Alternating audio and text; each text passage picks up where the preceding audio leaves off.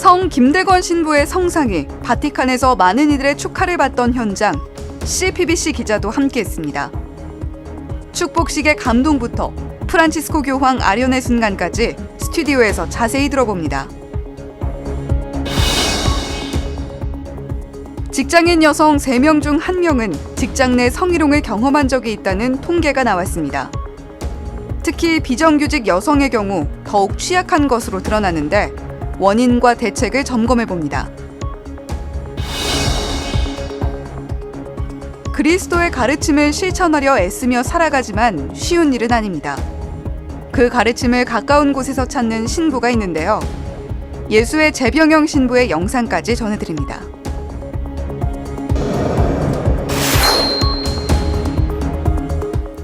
시청자 여러분 안녕하십니까? 9월 21일 목요일 CPBC 뉴스입니다. 이번 주 CPBC 뉴스는 성 김대건 신부 성상 축복식 그리고 성상 설치 기념미사에 관련된 다양한 소식 자세히 전해드렸습니다. 바로 이 기자 덕분이었는데요. 바티칸 현장에서 취재를 하고 돌아온 김정아 기자와 함께 좀 더 자세한 이야기 나눠보겠습니다. 김정아 기자 어서 오세요. 네, 안녕하세요. 네, 좀 피곤해 보이시기도 합니다. 언제 귀국하셨나요? 저는 어제 저녁에 한국에 도착을 했는데요. 이 생생한 현장 뒷이야기를 전하기 위해서 바로 스튜디오에 나왔습니다. 네, 지금 생체 리듬이 사실 한국 시간이 아닐 것 같다라는 생각이 듭니다. 고생 정말 많으셨고요. 자, 그럼 소식 하나하나 일단 짚어보겠습니다. 성 김대건 신부 성상 축복식 현장 이야기부터 전해주실까요? 네, 성 김대건 신부 성상 축복식은요, 현지 시간으로 지난 16일에 열렸는데요. 바티칸에 성상이 설치된 당일이 성 김대건 신부 순교 177주년이 되는 날이라서 의미가 정말 남달랐습니다. 앞으로 바티칸에 성지순례하러 가시는 분들이 성 베드로 대성전 외벽에 설치된 김대건 신부의 성상을 보실 수 있는데요. 어디에 세워졌는지 궁금하실 것 같아서 정리해봤습니다. 성 베드로 대성전 안에서 봤을 때는요. 성 요한 바오로 2세 교황이 모셔진 곳 바깥쪽에 위치해 있다고 볼 수가 있고요. 성 베드로 대성전 밖에서 봤을 때는 성 베드로 대성전과 시스티나 경단이 마주보는 그 길목에 세워졌습니다. 순례객들이 시스티나 경단 천장화를 감상하고 나와서 지붕이 쿠폴라로 올라가는 엘리베이터로 향하는 길이기도 한데요. 성 베드로 대성전 순례객이라면 꼭 볼 수밖에 없는 곳에 이 성 김대건 신부 성상이 위치했다고 볼 수가 있습니다. 이 김대건 신부 성상이 자리한 위치는 약 500년에서 600년 동안 비워져 있었다고 하는데요. 김대건 신부 성상을 조각한 한진섭 작가는 성 베드로 대성전을 지으면서 미리 계획된 일이 아니었을까 하는 생각이 든다고도 밝혔습니다. 네, 그동안 한 500~600년가량 비워져 있던 자리에 김대건 신부의 성상이 들어선 만큼 앞으로 500~600년 동안 또 김대건 신부의 성상 그리고 또 다른 동양 성인들의 성상이 하나둘씩 들어서기를 바라봅니다. 이제 또 성 베드로 대성전에 성 김대건 신부의 성상이 세워진 게 특별한 의미가 있을 것 같습니다. 네, 성 베드로 대성전에는요. 한국 성인뿐만 아니라 이 아시아 성인의 성상이 세워진 거는 교회 역사상 처음 있는 일인데요. 지금까지는 성 베드로 대성전 외부에는 남녀수도회를 창설한 성인과 성녀가 모셔졌습니다. 그런데 이번에 성 김대건 신부 성상이 모셔지면서 새로운 역사가 씌워진 셈입니다.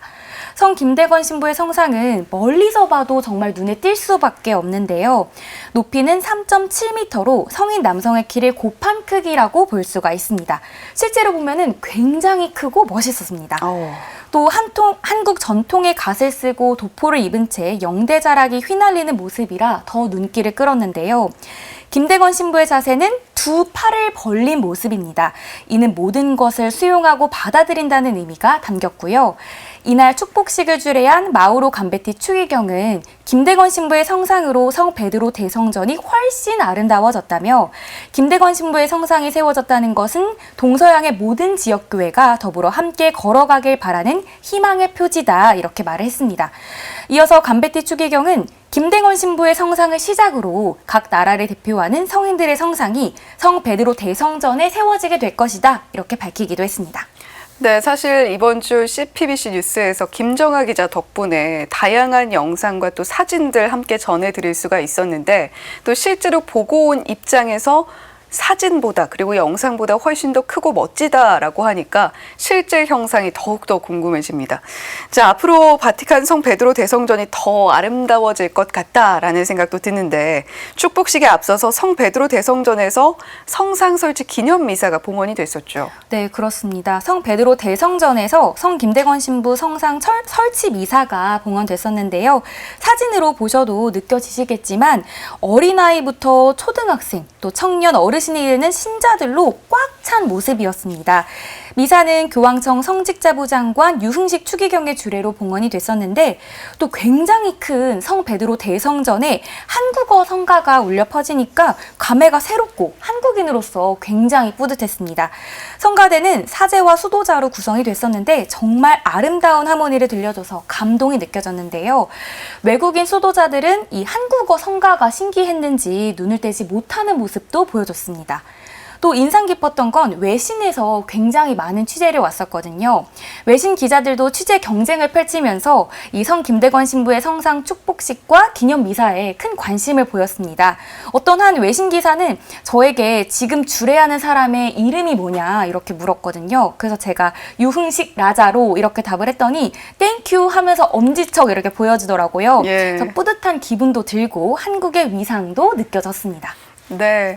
우리가 뭐 한국의 위상을 드높이는 무언가를 이야기할 때 앞에 K를 붙이곤 하는데 이제 김대건 신부의 성상이 K 성인으로서 또 위상을 드높일 날들이 이렇게 실제로 다가왔고 우리가 체감을 하고 있는 오늘날입니다.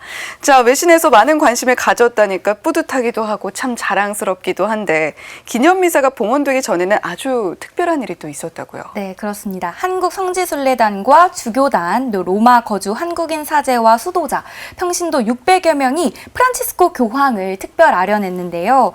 눈에 띄는 참석자는 영화 탄생에서 성 김대건 신부 역을 맡았던 배우 윤시윤 씨도 함께했고요. 유진길 역을 맡았던 배우 안성기 씨와 박흥식 감독도 함께했습니다. 또 정부 측 인사로는 강승규 대통령실 시민사회 수석이 대통령 특사로 파견돼서 교황에게 윤석열 대통령의 친서를 전달을 했고요. 오현주 주 교황청 한국 대사도 함께했습니다. 한국 순례단은 곱게 한복을 입고 한 손엔 태극 마크가 그려진 부채를 들고 기쁜 마음으로 프란치스코 교황을 특별 아련했습니다. 네, 정말 많은 인사들이 한자리에 모인 그 뜻깊은 자리에 그리고 우리 CPBC 뉴스의 김정아 기자가 또 함께했다라는 사실이 더욱더 어깨가 으쓱해집니다. 자, 프란치스코 교황의 건강도 좀 이야기를 해봐야 될 것 같은데 건강은 좀 어때 보이던가요? 네, 프란치스코 교황이 몽골을 3억 방문했을 때 휠체어에 앉아있는 모습을 보셨을 겁니다. 그래서 저도 교황의 건강이 걱정이 됐었는데요. 그런데 이번에 한국 신자들을 만나기 위해서 이 클레멘스 홀을 들어섰을 때 교황은 지팡이를 집은 채 걸어서 입장을 했습니다. 프란치스코 교황은 이제 신자들과 한국 주교단을 향해서 허리를 굽힌 채 인사를 했고요. 교황의 건강한 모습을 보여서 이제 좀 마음이 놓이기도 했습니다. 저도 줄을 서서 특별 아련을 했는데 교황과 손을 잡고 간단한 인사를 나눴습니다. 이탈리아어로 본조르노 그라찌에 이렇게 말을 했는데 교황은 따뜻하고 인자한 웃음으로 화답을 했고요. 정말 그 프란치스코 교황의 특유 미소와 웃음이 있잖아요. 네. 아련 시간 내내 교황은 신자들에게 환한 웃음을 지어서 한국 신자들을 반갑게 맞았습니다.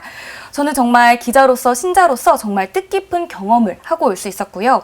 프란치스코 교황은 이제 특별 아련에서 신자들에게 김대건 신부를 본받아서 화해의 증인이 될 것을 청했는데요.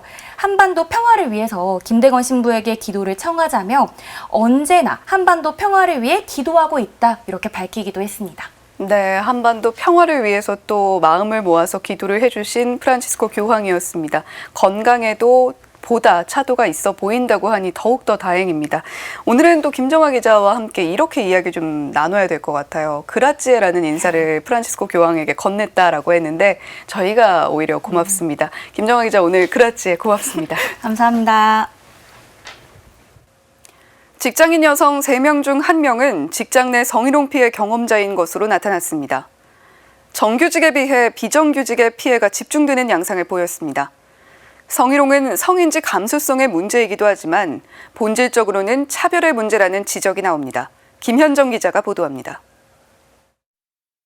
직장인 여성 3명 중 1명은 직장 내 성희롱 피해를 당한 것으로 나타났습니다. 성희롱, 괴롭힘 피해는 비정규직에 집중되는 양상을 보였습니다.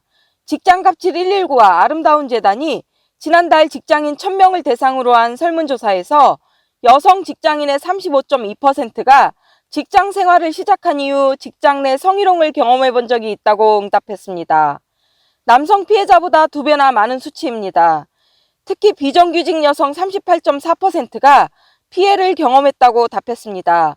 성희롱을 경험한 여성 직장인 중 68%는 심각한 수준의 성희롱을 경험한 것으로 나타났는데 이 역시 비정규직 여성 노동자의 경우는 더 높았습니다.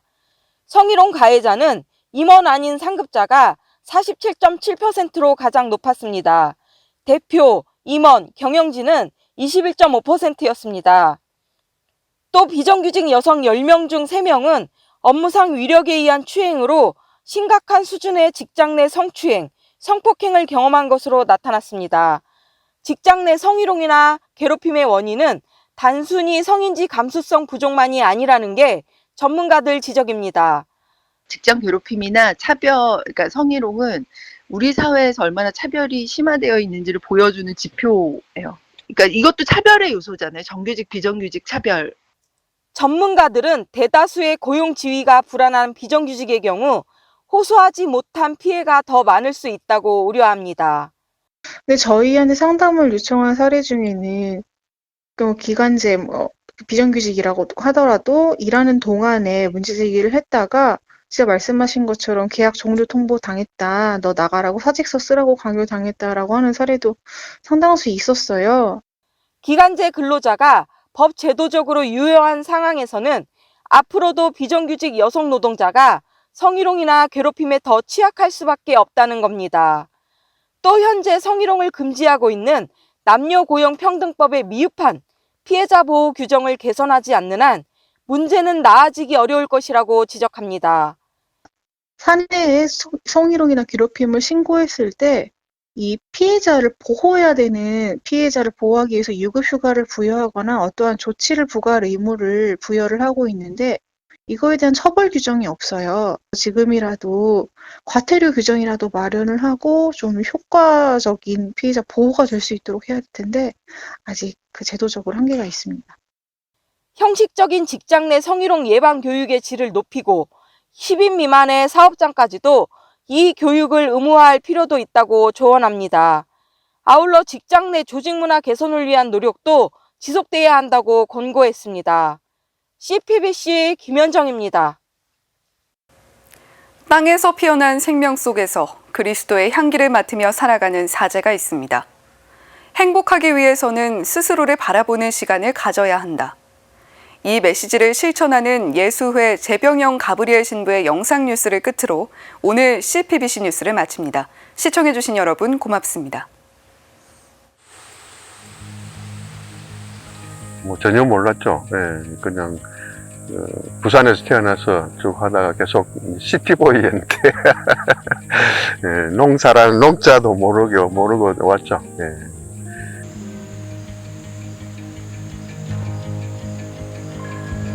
네, 안녕하세요. 한국예수회 소속으로 있는 재병영 가브리엘 신부입니다. 예, 반갑습니다. 첫날 하루 종일 이제 농사를 짓고 일을 하고 그 다음에 아침에 일어나서 이제 성당에 가서 기도를 하는데 그 기도는 내가 잊지 못해. 너무너무 신선했고 그래서 이곳이 내가 살아야 될 곳인가 보다 그런 생각이 들었고 그렇게 돼서 이제 뭐 시작이 된 것이죠. 올해는 이제 오미자 그 다음에 이제 고추 그리고 이제 메주콩 그리고 이제 나무를 심어 놓은 것은 이제 개암나무라고 하는데 근데 또 영어로는 우리 헤즐넛이라고 그래요.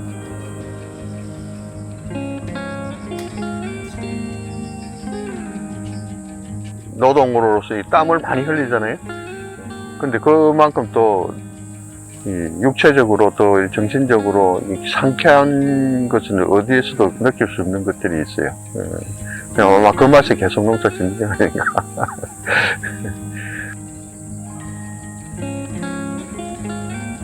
이 자연 속에서 산다는 것이 얼마나 축복인가. 이 생명을 느끼면서 사는 것 같아요. 그리고 뭐 산속에 있으니까 뭐랄까 자연이 어떻게 변화가 되고 또 농사를 직접 하니까 우리가 이렇게 먹는 것이 또 얼마나 귀중한가, 얼마나 많은 손을 거쳐서 우리가 이렇게 식탁에 올라오는가. 그래서 그런 것도 느끼게 되고, 그 다음에 우리가 뭐 이 생명이라는 거, 생명이라고 이렇게 표현하지만 아마 그보다 더한 어떤, 어떻게 보면 우주가 주는 어떤 여러 가지 힘들을 느끼는 것 같아요.